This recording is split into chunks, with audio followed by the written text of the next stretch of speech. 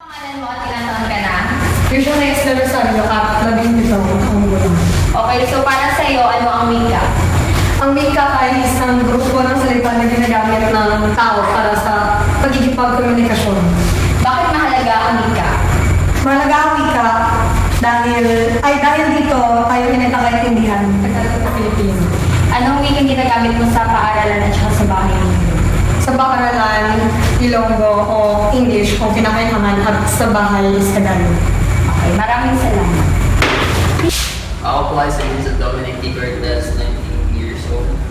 Okay, so ano ang wika at anong kahalagahan nito? Ang wika ay ginagamit ng mga tao para mag-komunika sa isa't isa at ito ay importante para magkaintindihan ng mga tao. Ano ang wika mo? Tagalog. Anong wika ginagamit mo sa paaralan? Ano naman ang sa tahanan? Tagalog sa bahay, Tagalog at Ilonggo. Sa paaralan mo? Tagalog. Ang wika ay isang pakikipagtalastasan. Bakit mahalaga ang wika? Mahalaga ang wika dahil ito ang daan tungo sa puso ng isang tao. Ano ang wika mo? Ang wika ko ay Ilonggo. Ano ang wikang ginagamit mo sa bahay at ano naman sa paaralan? Ang ginagamit ko sa bahay ay Ilonggo at sa paaralan naman ay Tagalog at English. Ako nga pala si Angela Grace Alfane, 18 years old. So ano ang wika at anong kahalagahan nito? Ang wika ay ginagamit natin para sa komunikasyon at ang kahalagahan ng wika ay hindi tayo magkakaintindihan kung wala ang wika tapos hindi tayo makakapag-usap kung wala ang ating wika. So ano ang wikang ginagamit mo sa paaralan at saka sa tahanan ninyo?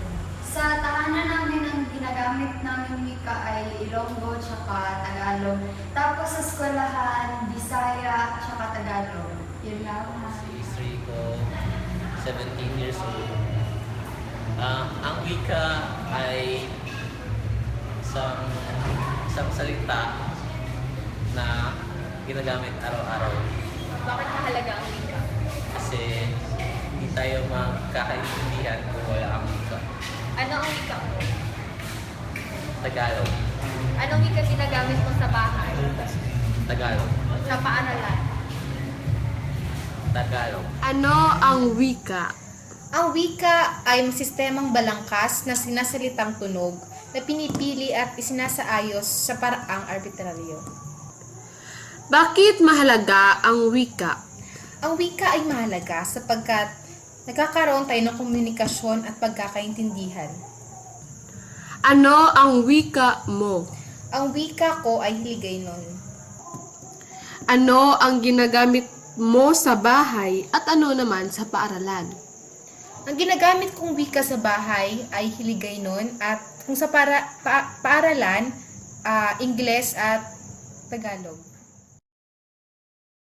Anong wika mo? Filipino. Anong wika ang ginagamit mo sa paaralan at sa bahay? Filipino at English. Magandang araw po sa inyong lahat.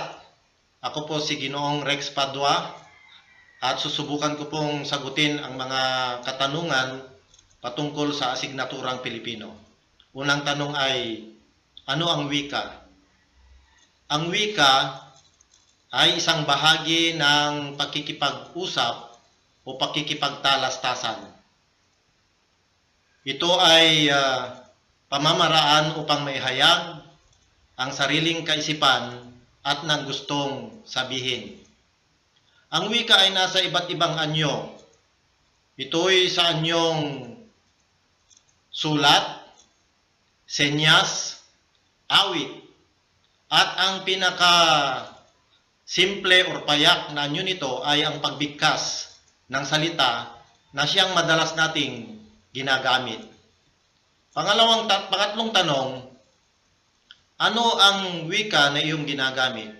Ang wika na aking ginagamit madalas ay Ilocano sapagkat ako ay nasa Ilocos region.